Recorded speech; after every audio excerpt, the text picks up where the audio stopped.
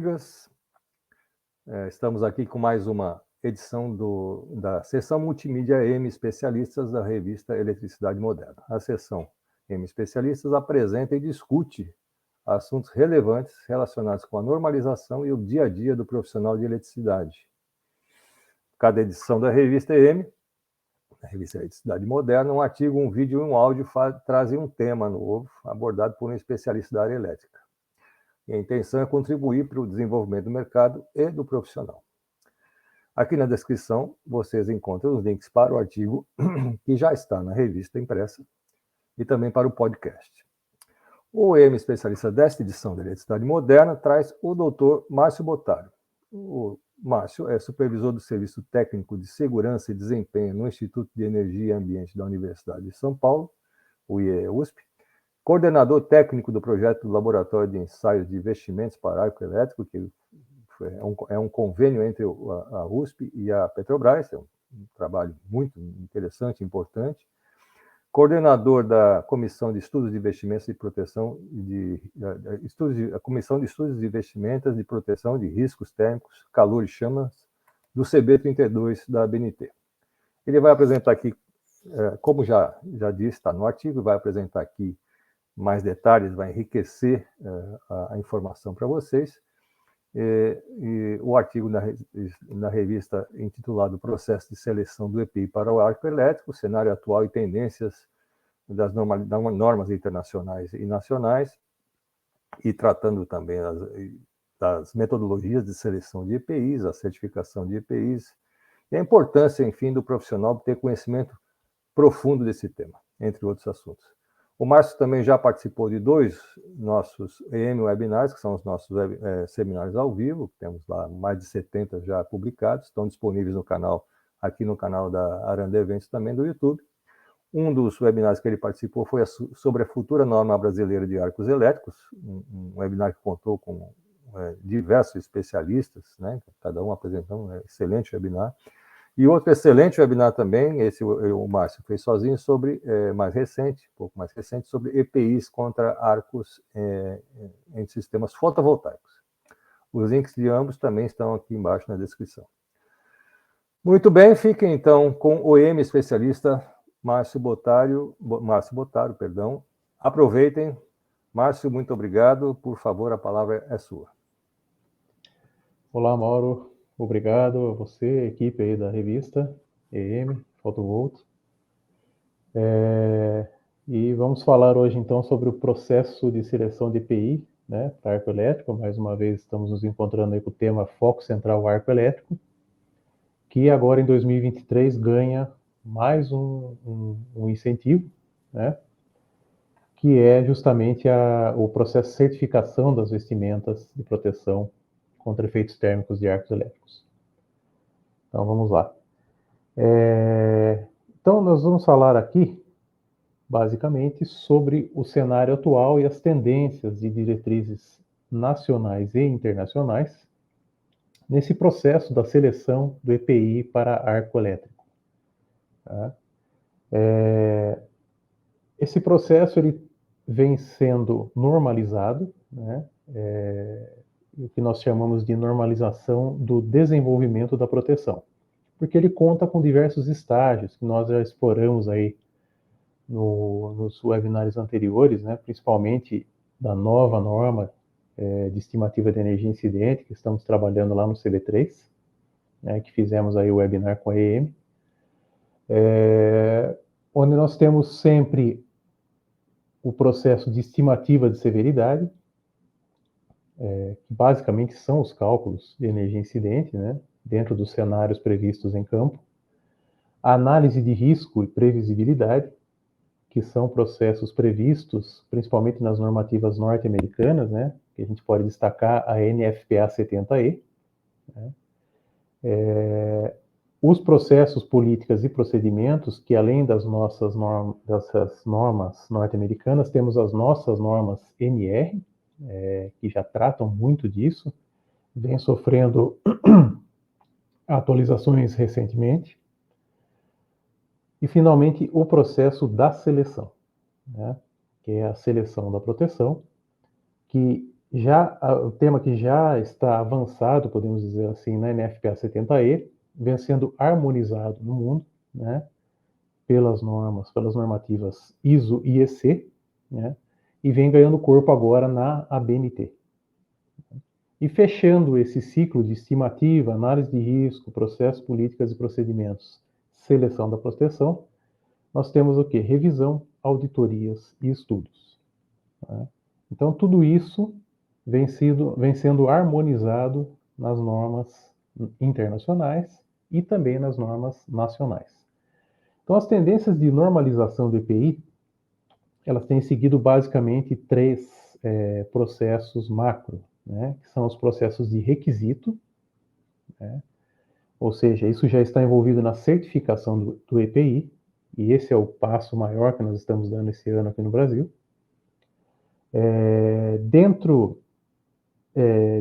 Na verdade, de forma concomitante aí com os requisitos, nós temos caracterização e desempenho desses EPIs, que é o atual processo de ensaios já realizado no Brasil, em outros países, né? Não são muitos países que fazem esse processo, né? Por isso que ele ganhou bastante destaque aqui nesses últimos anos. A gente foi capaz de evoluir muito com a implantação desses ensaios de caracterização e desempenho no Brasil. E, por fim, a seleção, uso e cuidados, né? Que envolve uma série de fatores que nós estamos também trabalhando nas nossas comissões nacionais, já alinhados com o que vem ocorrendo nas comissões internacionais, basicamente da IEC, né, International Electrotechnical Commission. Então, como eu disse, há poucos laboratórios no mundo, né? O mais tradicional é o laboratório canadense, da Kinetrix, né? Temos também um laboratório da CEF, né, da Companhia de Energia Francesa, na Suíça. É um laboratório que praticamente oferece seus serviços em primeira parte, né, para um setor, na verdade, para uma empresa, uma grande empresa multinacional. Temos o laboratório espanhol da ITEX e o laboratório mais novo, podemos dizer assim, que é o laboratório do IEE-USP, né, do Instituto de Energia e Ambiente da Universidade de São Paulo, que é o LEV, Laboratório de Ensaios de Vestimentas, que foi desenvolvido nessa parceria com a Petrobras, como o Mauro já introduziu, entre 2013 e 2016.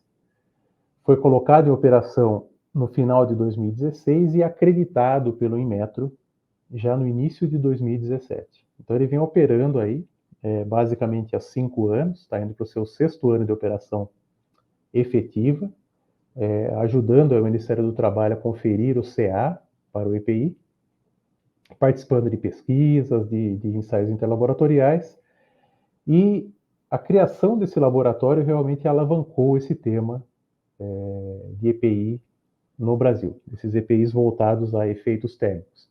Assim como o laboratório do Senai, na área de fogo repentino, alavancou também essa área, e essas duas áreas estão lá na nossa comissão de estudos do CB32, né, a comissão de estudos de efeitos térmicos.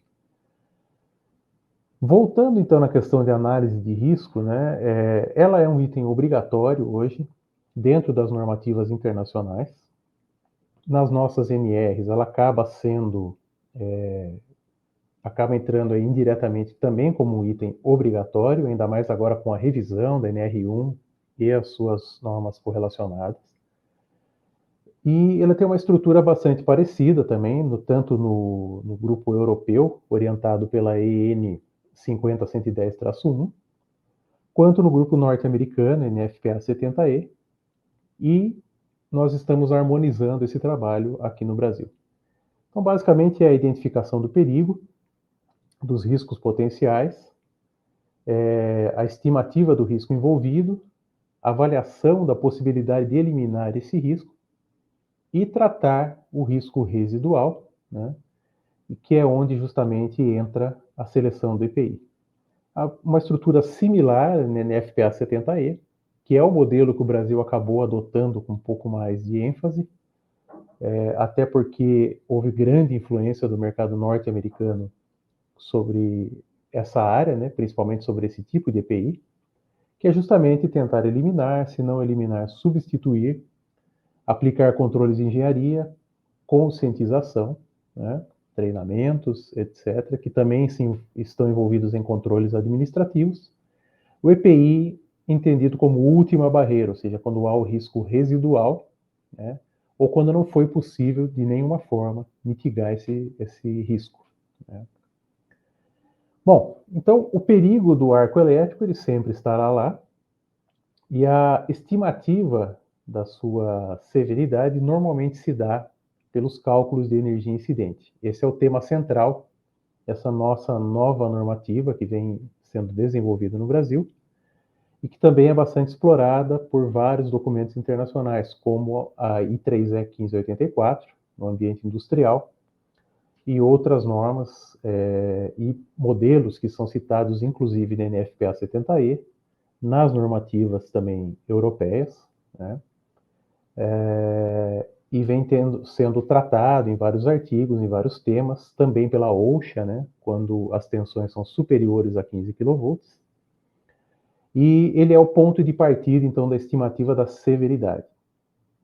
O alerta que se faz é que quando se trabalha somente com a severidade, né, sem o trabalho, a tentativa de minimização com soluções técnicas, com atividades planejadas, com soluções administrativas, ajustes do sistema, você acaba pesando muito o EPI para o trabalhador. Então, esse equilíbrio ele é importante entre severidade e análise de probabilidade, né, que é realmente aí uma análise de risco. Ele é importante para que o trabalhador não trabalhe de forma mais confortável, obviamente, né, consiga realizar a atividade de forma plena, né, e também não introduza novos perigos na atividade com eletricidade. Tá? O que nós abordamos no artigo da EM, e que aqui trago mais alguns complementos, né, é a questão das metodologias que se utilizam no mercado justamente para a seleção do EPI. Né? Hoje a NFPA 70E, como eu já disse, é a maior referência nacional e o profissional do Brasil ainda realiza a mistura das metodologias da NFPA 70E. A origem disso provavelmente veio dos próprios fabricantes dos EPIs e dos materiais de base dos EPIs, né, que trouxeram essa cultura, que foi importante, inclusive, para melhorar a segurança do trabalhador, mas que foi tratada de forma um pouco confusa no Brasil. Então, a NFPA 70E é muito clara, né, em um parágrafo aqui, me permita dizer em tradução livre, ela coloca a seguinte frase: não se pode utilizar as duas metodologias no processo de seleção. Uma ou outra deve ser escolhida. E o que são essas metodologias? É a famosa seleção por categoria de risco e por estimativa de energia incidente. É muito comum quando nós trabalhamos então com EPI no setor elétrico para arco elétrico, essa nomenclatura de categoria de risco. Não, eu tenho um EPI risco 2, eu tenho um EPI risco 1, risco 3, risco 4. Né? De certa forma, realmente, esses conceitos acabam se confundindo, mas a gente vem tentando esclarecê-los aqui cada dia mais. Né? Então, essas categorias de risco 1, 2, 3 e 4, estabelecidas aí na NFPA 70E, elas estão relacionadas ao nível de energia incidente, né? Ou seja, o patamar de energia incidente em que o sistema pode estar sujeito. Só que é importante destacar que elas foram desenvolvidas para equipamentos específicos, em distâncias de trabalho específicas, com corrente e tempo de atuação das proteções também específicos, né? E não admite exceções acima desses limites. Né? Ou seja, quando você não consegue vencer o material pela categoria de risco, você deve usar o método da energia incidente. E ela tem 4 patamares que são relacionados à resistência ao arco elétrico. Né? A resistência ao arco elétrico é aquele indicativo de caracterização que dentre dentre todos eles o mais conhecido é o famoso ATPV, que é o Arc Thermal Performance Value. Então, a categoria 1 seria a partir de 4 calorias por centímetro quadrado de energia incidente, até a proteção, né, até o ponto de trabalho. Categoria 2, a partir de 8 calorias. Categoria 3, 25 calorias. E categoria 4, 40 calorias. Um outro detalhe importante é que a categoria de risco ela tem classificações especiais para corrente alternada e corrente contínua. Então, nós não temos, por exemplo, a categoria 3 em equipamentos de corrente alternada. Então, muitas vezes nós vemos um trabalhador vestido com um EPI que está marcado até corretamente, por exemplo, a TPV 28 calorias por centímetro quadrado, já é um EPI robusto, né? E junto com essa marcação vem marcado categoria 3, né? Só que os trabalhos são em corrente alternada, então isso não faz sentido no conceito do NFK70E. É uma questão muito técnica, obviamente, né? Mas é uma nomenclatura que nós estamos tentando ajustar. Isso não ocorreu só aqui. É importante dizer que isso ocorreu em outros países que começaram a adotar a NFK 70E, e por isso que a IEC não utiliza categorias de risco nos seus documentos que estão em elaboração, e que nós estamos tendo a oportunidade de participar com eles. Então, eles não utilizam essa categoria de risco.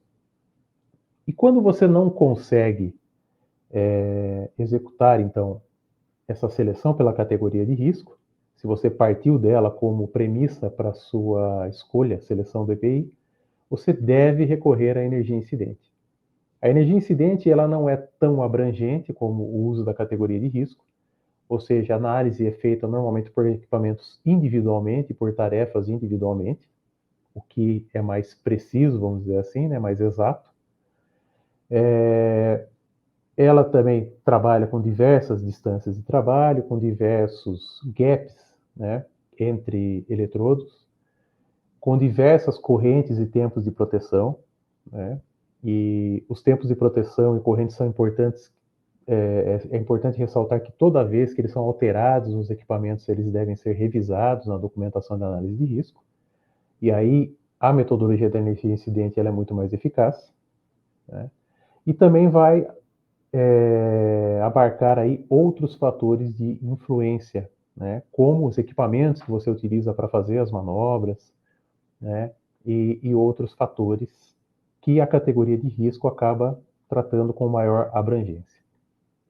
E os métodos, existem métodos específicos para corrente alternada, específicos para corrente contínua, e como eu já disse anteriormente, a maioria dos métodos para potência industrial limitados a 15 kV, e outros, né, que muitos deles inclusive em estudo ainda hoje, para tensões acima de 15 kV, que são justamente as tensões aí de distribuição, de transmissão e de geração.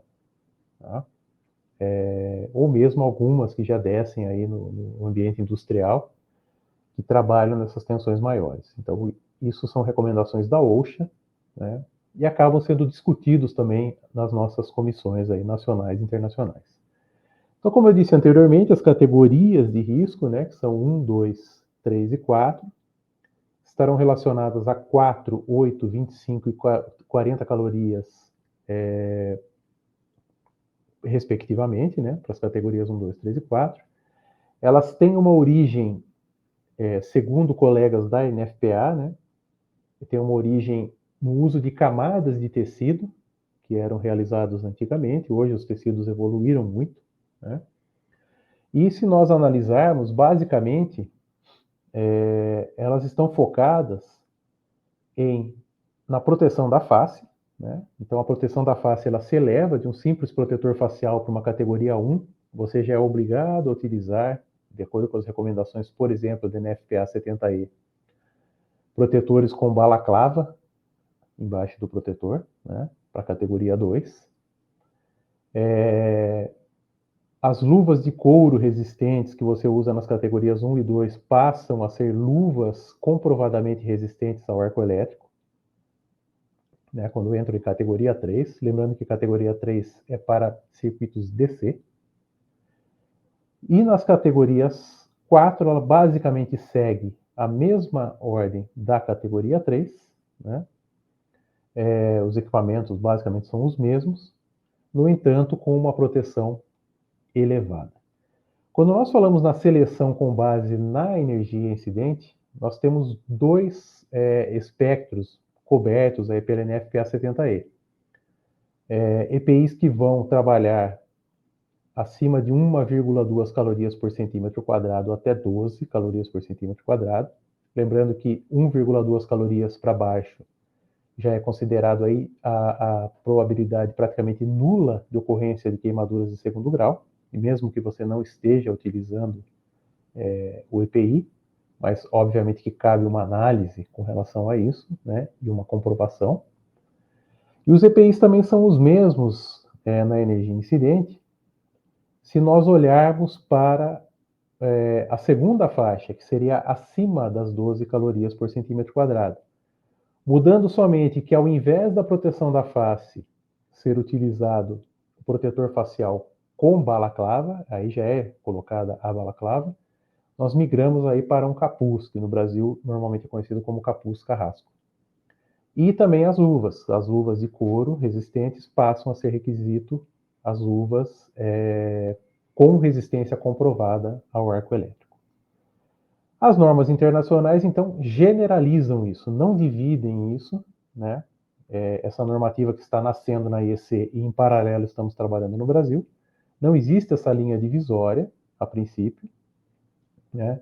Mas elas tentam conciliar um pouco desses aspectos, né? Outro ponto importante na escolha, na seleção do EPI, e, na verdade, também na recepção, quando você faz o recebimento do seu EPI contratado, é avaliar os parâmetros de resistência ao arco elétrico. Obviamente que isso requer um treinamento, um conhecimento grande, né? Mas existe uma confusão grande no mercado, principalmente com relação a ATPV, que é o parâmetro mais conhecido, e o EBT. O ATPV é um parâmetro que trata a questão de queimaduras de segundo grau por transmissão de calor, e o EBT, a queimadura de segundo grau por furos, por rompimentos na vestimenta. Tá?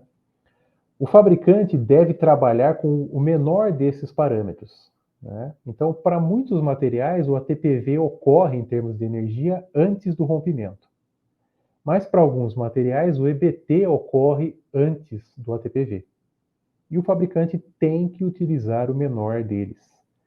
Algumas reclamações do mercado, né, de quem está tratando, quem está comprando equipamentos, é que o fabricante consegue um relatório de laboratório onde o laboratório explorou os dois parâmetros de resistência ao arco elétrico, ATPV e EBT, e fornece para o cliente utilizando o maior e não o menor. Né? Isso é um tema até para um outro trabalho, né? Mas é algo importante que os usuários devem estar atentos nesse caminho agora que nós estamos trilhando.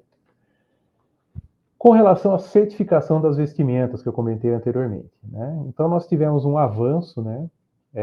Os marcos principais, eu acho que foram de 2020 e 2021 para cá, principalmente em 2021, com a portaria MTP 672, que começou a disciplinar melhor aí os programas e introduzir a certificação, né? Que em 2022 foi colocada dentro do regulamento, né? Dentro da portaria, precisamente aí de dezembro a março de 2022, isso foi inserido de forma mais sistemática dentro do modelo de obtenção do certificado de aprovação pelo Ministério do Trabalho. Alguns EPIs foram incluídos nessa época, e a mais recente revisão, que acabou de acontecer aí em 29 de dezembro de 2022, incluiu um anexo com as vestimentas de proteção para arco elétrico e fogo repentino. É a nova portaria chamada de por MTP 4.389. E qual que é a grande importância dessa portaria? Ela deixa algumas regras gerais remanescentes, ela está em fase de transição, ela pontua as datas dessa transição, ela consolida o RGC EPI, ou seja, a Regra Geral de Certificação de Equipamentos de Proteção Individual, e coloca em seus anexos, como eu disse, especificamente no anexo F, essas duas proteções importantes contra agentes térmicos, nos apêndices 1 e 2, que são justamente arco elétrico e fogo repentino. Essa portaria está alinhada com a NR6, ou seja, ela observa os EPIs tipificados. Então, quando nós falamos lá em luvas de proteção contra arco elétrico, esse EPI não é tipificado na NR6, então ele não está sujeito a certificação nem certificado de aprovação simples. A portaria também mantém o certificado de aprovação, tanto para o EPI que ainda está em fase de transição, ou seja, que ainda não terá processo de certificação compulsória, nos modelos com uso aí de organismos certificadores. Então, ela mantém o certificado de aprovação no modelo antigo, para alguns EPIs, e mesmo nos EPIs, que é o caso da vestimenta, que vai passar por uma certificação em modelos de controles diferenciados, ela continua mantendo o certificado de aprovação. Tá? E alguns equipamentos de proteção individual tipificados no NR6 e que estão recebendo CA hoje, como é o caso da proteção facial, ainda vão ser mantidos os modelos antigos de avaliação por relatório. Então, o fabricante leva o produto ao laboratório, o laboratório faz os ensaios, emite o relatório, ele entra no Ministério do Trabalho e obtém o seu CA. No processo de certificação, que vai valer agora para as vestimentas, há uma diferença. Nós temos uma maior representatividade da amostra, porque a nova entidade envolvida nesse processo, o OCP, ele vai avaliar a fábrica, avaliar a produção, reprodutibilidade de produção, vai coletar amostras e mandar ao laboratório, e o relatório, então, que será utilizado para obtenção do CA, né, o certificado do produto que será utilizado para obtenção do CA, ele foi baseado em amostra representativa. Tá? Então, ele é um processo mais robusto. Ele é interessante do ponto de vista que o mercado internacional estaria já alinhado a esse processo, então isso abre portas para o mercado internacional, inclusive de ensaios, e também traz um acompanhamento mais regrado, mais periódico das amostras que foram ensaiadas. Né? Então, concluindo aqui, né, essa informação que a gente está trazendo aqui, junto com a revista EM, nós tivemos aí um grande progresso nesses últimos 5 anos, né, de 2017 para cá, graças a essa nossa experiência laboratorial. É uma área onde o conhecimento técnico exigido para a atuação, ele é realmente de alto nível, né? Inclusive os organismos certificadores, eles terão que ir atrás desse conhecimento para poder trabalhar com esse produto, né? E essa necessidade de harmonizar todos os envolvidos, desde a certificação do produto até o usuário final que faz a escolha do EPI, então ela vem avançando aí dentro das nossas comissões nacionais, né? E isso tem sido muito gratificante aí para nós que desenvolvemos esse laboratório aqui na Universidade de São Paulo e para todos os colegas que têm participado aí, que não têm medido esforços para nos ajudar nessa iniciativa. Então era mais ou menos esse enredo geral que eu queria apresentar para vocês, né? Dessa nossa atuação, dos grupos de estudo, da universidade, do Ministério do Trabalho, todos em conjunto, né? Fabricantes e também usuários finais que têm contribuído muito com isso, para que esse conhecimento aí ele avance, né? E como eu sempre coloco, o conhecimento é a chave para que todo esse processo aconteça. Então era mais ou menos isso que eu tinha para compartilhar aí com vocês. Ok, Márcio, muito obrigado. Tenho certeza que complementa muito bem o artigo na revista, né? Aliás, o artigo complementa as imagens e a sua exposição oral e vice-versa, né? O objetivo da sessão multimídia é essa aqui, enriquecer mais o conhecimento, né?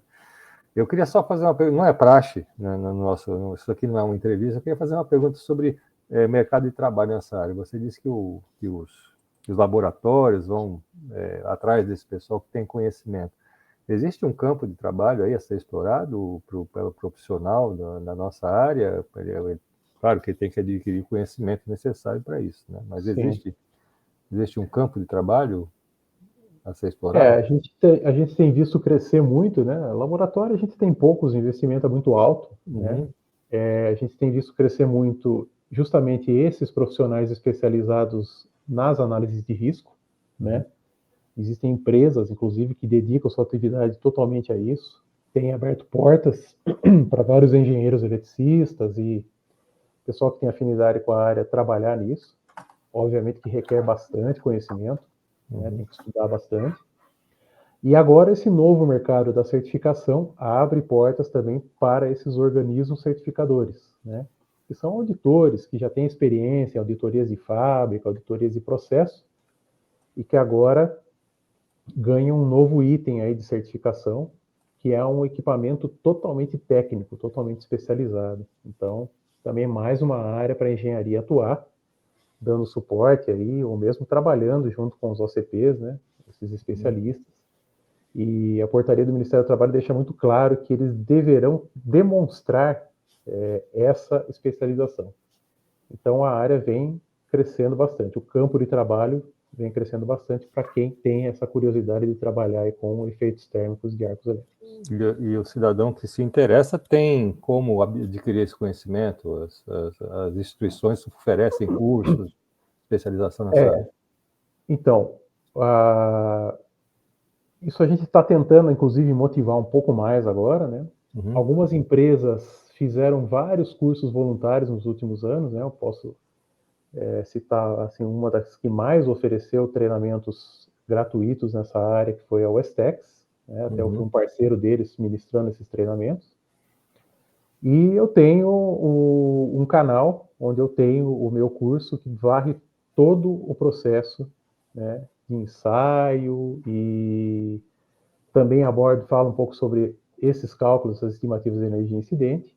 E essa é uma iniciativa particular minha, né, que eu tive durante a pandemia, de criar esse acesso online, né, na plataforma Hotmart. E o curso tem feito sucesso, porque tem aumentado bastante os profissionais com interesse nessa área. É um curso com mais de 30 horas, né? Agora estou lançando um módulo especial sobre certificação, que é justamente para os colegas OCPs aí terem fonte de treinamento, que eles vão ser cobrados por isso. Certo. Então, no momento é isso. Mas nós estamos tentando organizar um pouco melhor essa atividade, juntar mais laboratórios, especialistas e mais laboratórios, né? Para tentar disseminar um pouco mais ainda essa informação. Pois você pode passar o caminho para o seu canal lá no Hotmart, né? Sim. Se você puder enviar, a gente já põe aqui também na descrição aqui do vídeo, né? Para o cidadão já que vira o seu vídeo aqui, já tem acesso ao caminho para você se interessar, evidentemente. Tá certo? Então eu agradeço muito a sua exposição, excelente, né? Muita informação, né, de qualidade. E convido a todos aí que então leiam o artigo impresso, né, que tem o link está aqui embaixo. E também, eventualmente, quem não puder ver o vídeo, o áudio vai estar disponível também, o podcast também tem o link aqui embaixo. Eu quero também sugerir a vocês que fiquem atentos ao nosso próximo EM Especialista da edição que vem, da seguinte, da EM, que é com o doutor Paulo Edmundo Fonseca Freire. O tema do artigo dele será, né? Será publicado indo além da ABNT NBR 7117, que é a norma de medição de resistividade do solo. O Paulo aborda sondagens elétricas, modelagem geoelétrica, uma série de outras questões, além, evidentemente, do que está questões que não estão contempladas na norma e também as que estão, que é justamente o espírito dessa sessão aqui, né? Assim que a próxima edição da revista Eletricidade Moderna for publicada, o vídeo e o áudio estarão também disponíveis. Então eu agradeço novamente a Márcio. Márcio, muito obrigado de novo, muito boa tarde para você. Boa tarde, porque estamos gravando à tarde, né? E até uma próxima oportunidade. Mauro, eu agradeço aí novamente e estamos sempre à disposição. esse trabalho Ok. conjunto. Lembro novamente a vocês, como eu disse no início, que o Márcio também tem 2 webinars, webinars conosco, que também estão aqui, um sobre a norma de arcos elétricos, energia incidente, como foi citado por ele, né? E outra sobre EPIs para sistemas, trabalhos com sistemas fotovoltaicos, né? Com proteção contra arco em sistemas fotovoltaicos. Muito obrigado a todos e até a próxima.